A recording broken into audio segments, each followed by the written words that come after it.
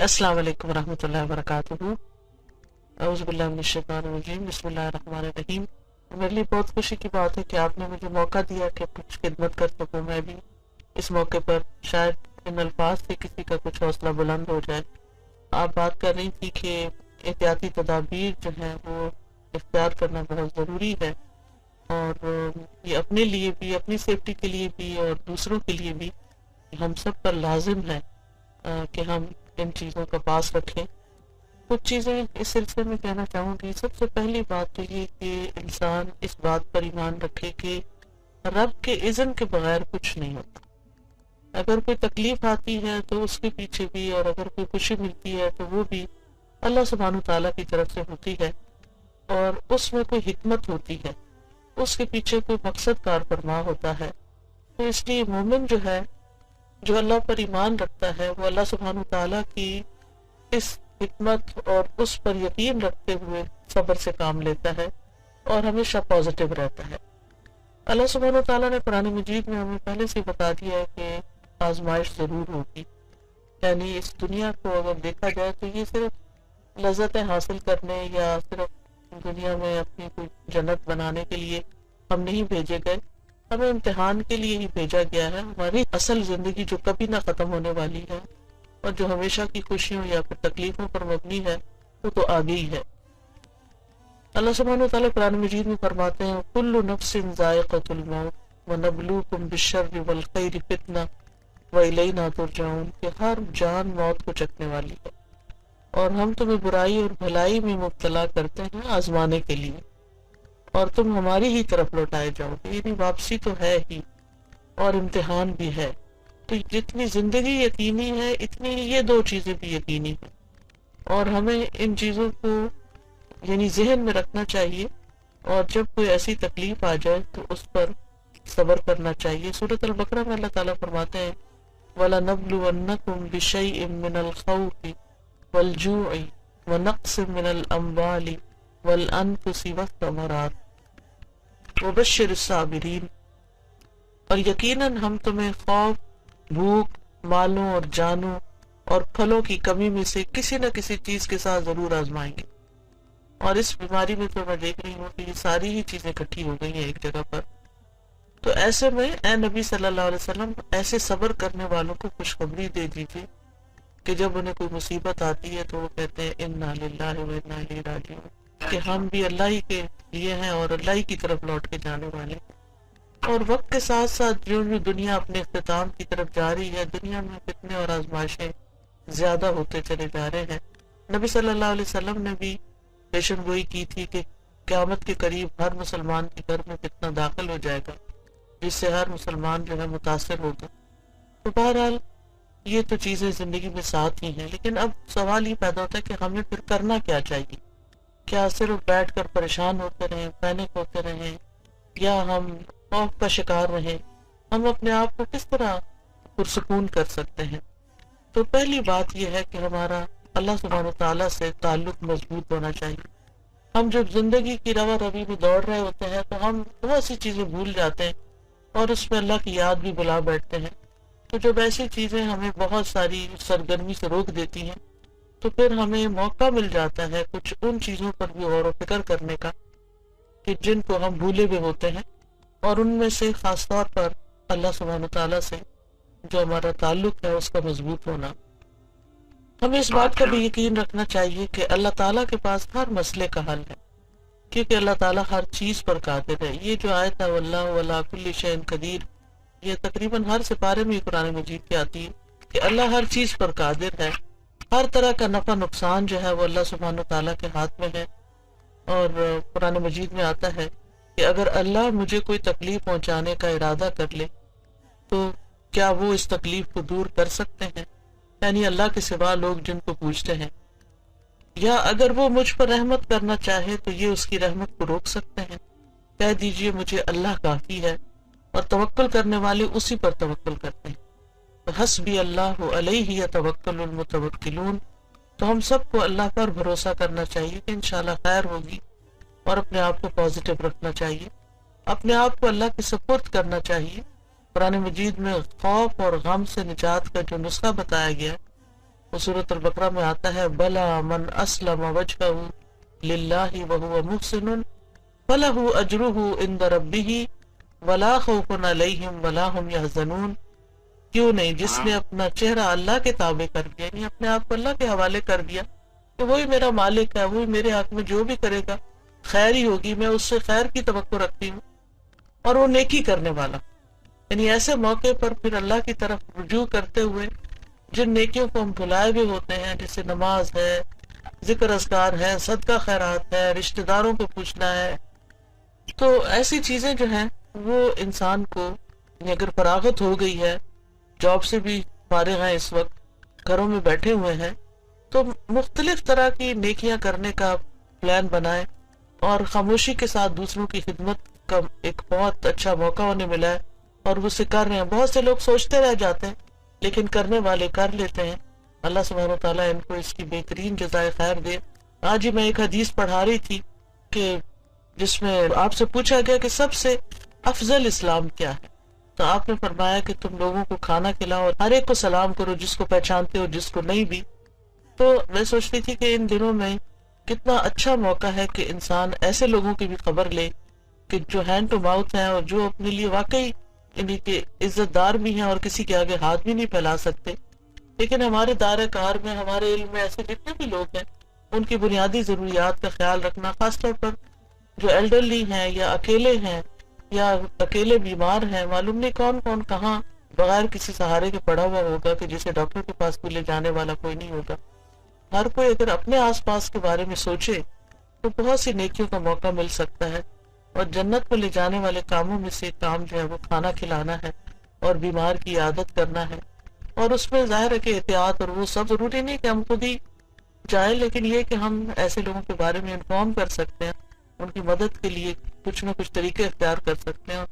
ماشاءاللہ آپ کے پاس ایک بہت بڑا موقع ہے کہ آپ لوگوں کو گائیڈ کر رہی ہیں. ماشاءاللہ جتنی بھی آپ کی ٹاک میں نے سنی ہے، مجھے بہت خوشی ہوئی ہے کہ اس موقع پر جس طرح آپ سب کا حوصلہ بڑھا رہی ہیں اور ان کو مختلف ٹپس دے رہی ہیں، یعنی کہ دوسروں کا خیال رکھنے کے بارے میں بھی. تو نبی صلی اللہ علیہ وسلم نے فرمایا کہ جو شخص چاہتا ہے کہ اس کی عمر میں اضافہ ہو، اس کے رزق میں برکت ہو، اسے چاہیے کہ اپنے رشتہ داروں کے ساتھ اچھا سلوک کرے.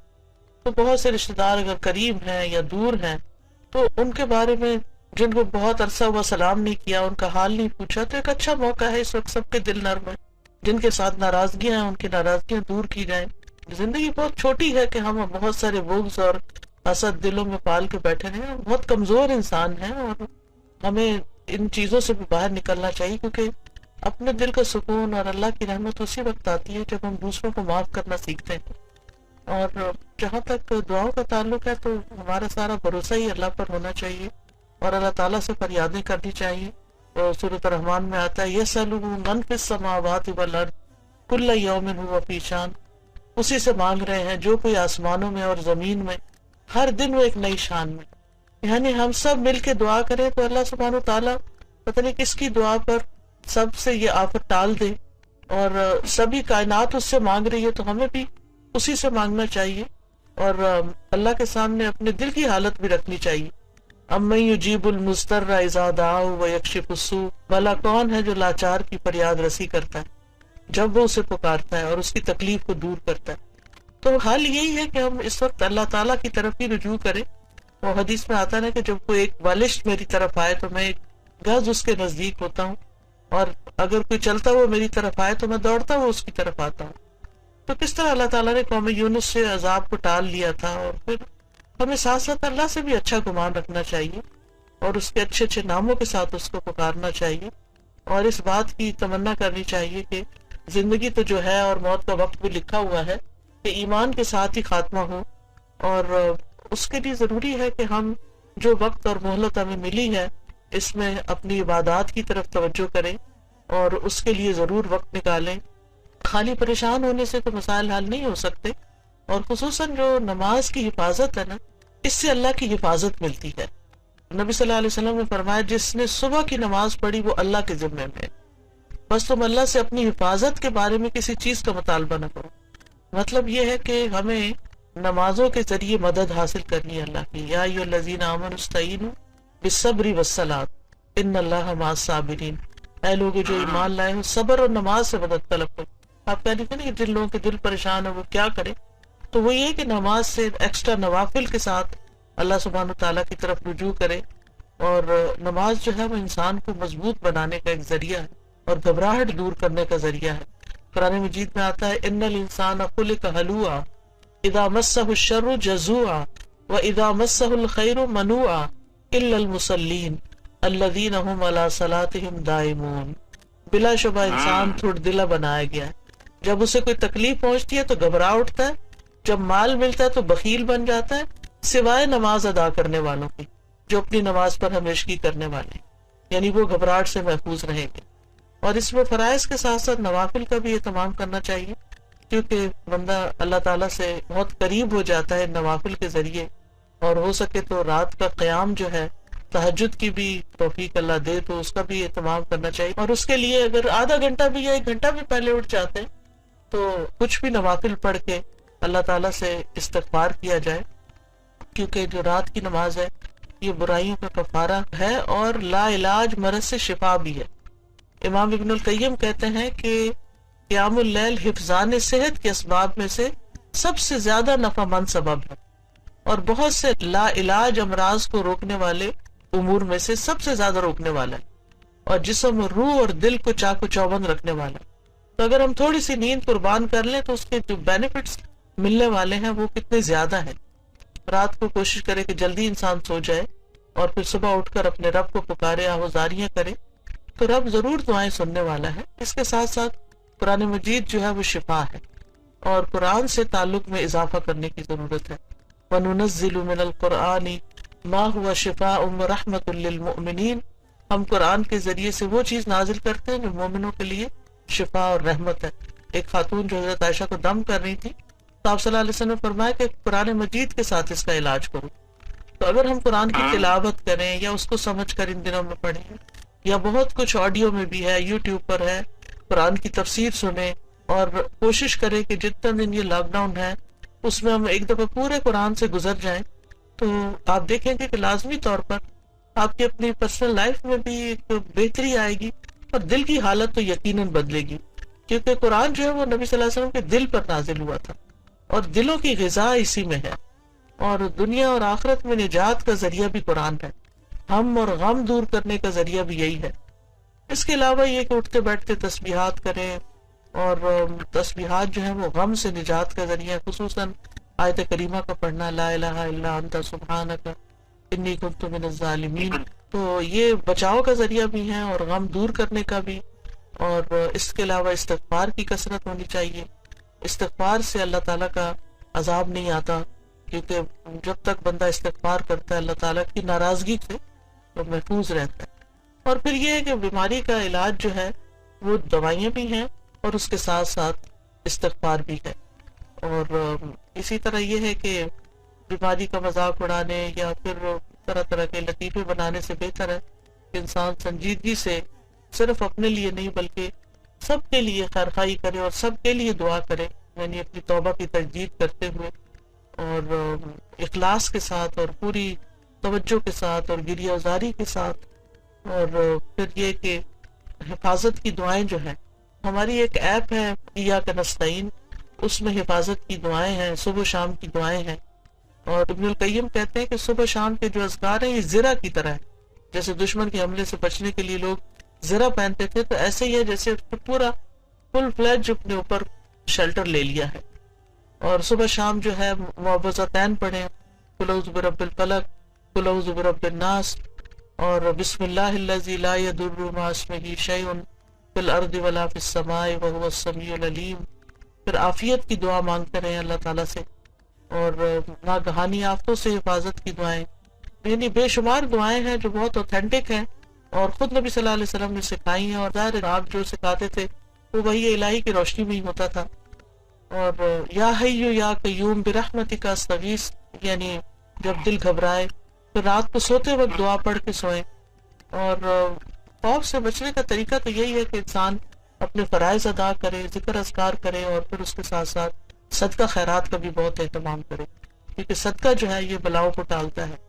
صرف ہم اپنے بارے میں نہ سوچیں بلکہ اوروں کے لیے بھی سوچیں، اور خصوصاً جو ضرورت مند اور محتاج لوگ ہیں، اور نیک اعمال پر مداومت اختیار کریں۔ پھر یہ جو آپ نے کہا نا کہ احتیاطی تدابیر، تو اس میں یہ ہے کہ گھر کو لازم پکڑیں، اور پھر ہمارا دین تو ہمیں یہ سکھاتا ہے کہ اولو الامر جو ہیں یا جو لیڈرز ہیں، جو صحیح بات ہے ان کی وہ ماننا ہمارے اوپر لازم ہے۔ قرآن مجید میں آتا ہے اطیعوا اللہ و اطیعوا الرسول و اولو الامر منکم، کہ اللہ کی اطاعت کرو، رسول کی اطاعت کرو، اور جو تمہارے ذمہ دار ہیں ان کی اطاعت کرو۔